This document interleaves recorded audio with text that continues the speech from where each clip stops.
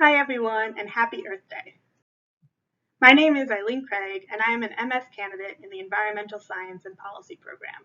Today I'm going to talk to you about an innovative approach to meeting stormwater management requirements. The trigger to this approach is the Chesapeake Bay Total Maximum Daily Load requirements established by the EPA in 2010.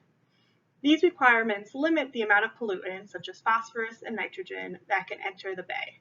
The bay is the largest estuary in the United States and home to countless ecosystems, and it also receives water from as north as New York to as south as Virginia.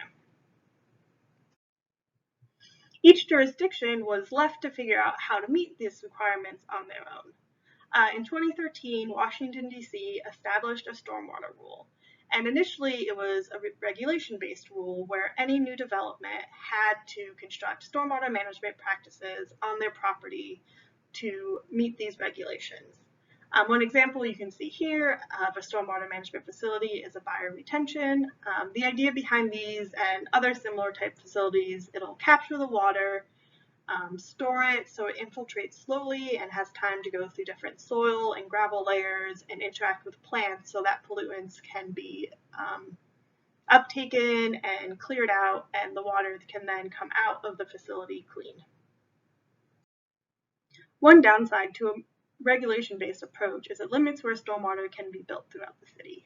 The idea of the market-based approach is anyone can build stormwater and they then sell what they basically a gallon stored on a marketplace. Developers can then, instead of constructing on site, buy credits from this marketplace to meet their requirements. And there's multiple benefits to this approach. One, it allows projects to be built throughout the city that can have the most benefit instead of being located in a dense urban core. And within DC, the main urban area is in the combined sewer shed. This water flows to DC Water and is ultimately treated. Versus the MS4, the separate storm sewer, the water flows straight from the pavement to the rivers and does not get treated before hitting the waterways. By having a market-based approach, it'll incentivize projects within these areas. It also allows private capital and private land to get into the stormwater game. People can construct on their property and then sell the credits and eventually make a profit off of what they sell by selling to developers so they can meet their requirements. So this market-based approach has many benefits, and hopefully it takes off and we start seeing this approach in cities throughout the United States. Thank you.